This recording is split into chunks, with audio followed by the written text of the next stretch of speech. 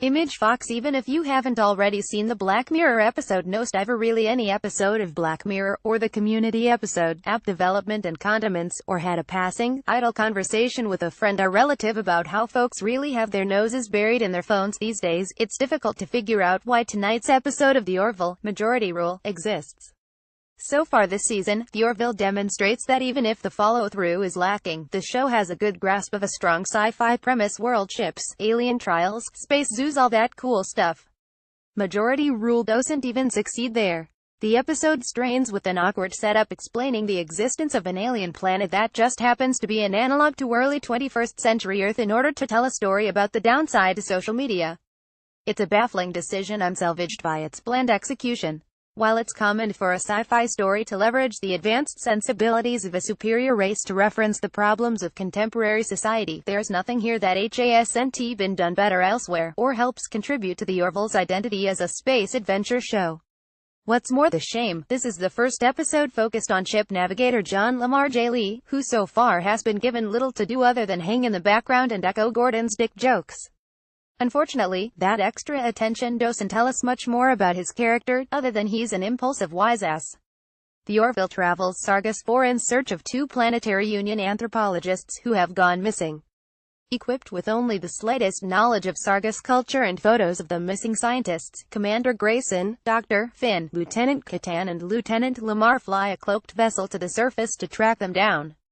Other than the double-lapelled jackets and awkward, trapezoidal smartphones, the most readily apparent difference between our Earth and Sargas 4 is every citizen wears a badge bearing a pair of upward and downward-facing arrows. The pins display their bearer's life total of upvotes and downvotes, and each arrow can be pressed to manually administer judgment. The crew buys a set of badges from a corner newsman black marketer without really understanding their significance. Immediately afterwards, John decides his first act on an unknown, possibly hostile alien world is to hop onto a public monument and grind against it. Even with its most irreverent characters, the Orville has never presented anyone as Homer Simpson levels of stupid, which is kind of how dumb you'd have to be to act like a big ol' jackass out in the open. Sure enough, a bunch of people record John rubbing his crotch against a statue of a beloved pioneer woman. While the crew keeps looking for leads on the lost scientists, coffee shop employee Lacella Georgia Wiggum, introduced in the cold open, notices John's downvotes rapidly accumulating. His stunt with the statue made it to the master feed, the Big Brother stock market ticker on display in every room that tallies in fractions, and now he's facing the public's wrath. Image Fox. His actions earned enough downvotes that he's taken into custody, where instead of a lawyer, he's assigned a publicity consultant to help with his case. Standard procedure is the guilty party has to do a number of talk show appearances and beg forgiveness. If their remorse seems sincere or heartfelt enough, they can claw back from the pit of downvotes.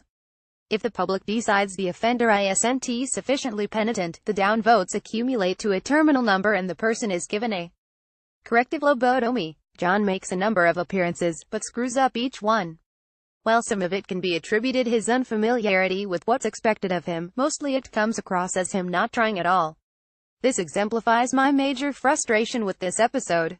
The Orville doesn't offer any new insight to the evils of unchecked populism and social media, when it could have used those themes to explore the problems of navigating culture and morality on alien worlds with little or no information. During his second talk show appearance, John slaps the audience member's knees in a failed attempt to present a jocular, fun-loving persona, only to be accused of violently striking them by the show's host.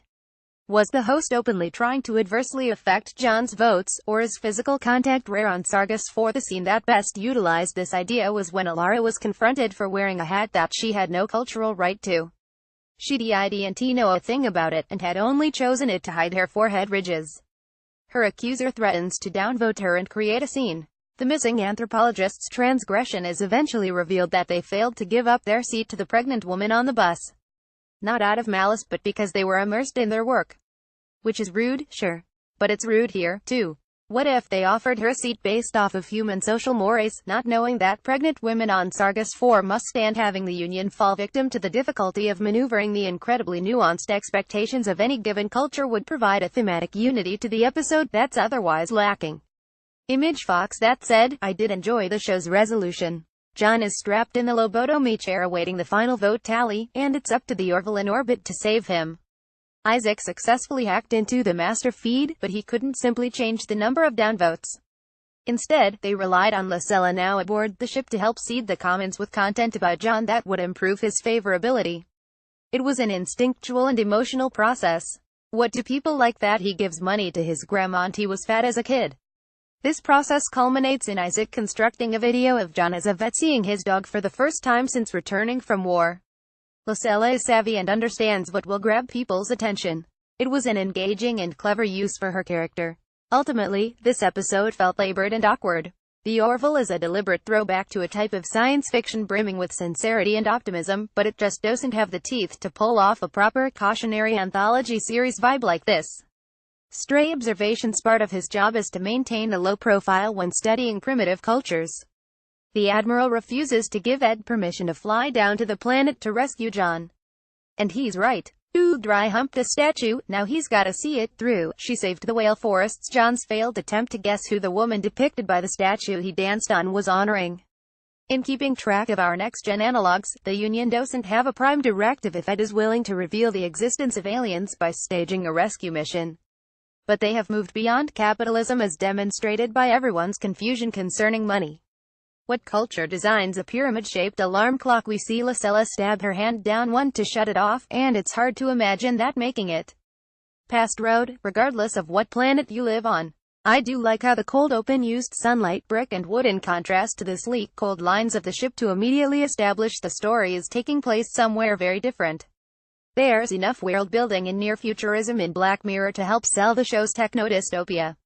It's tough to believe all of Sargast 4 operates on a mostly functional system of voluntary self-governance enabled by technology that's only been ubiquitous here for about a decade. I will not fail you. Fordyce in response to Edie's suggestion that the meeting room should have pretzels and water on hand for guests. His life-death seriousness over a trifling suggestion is adorable.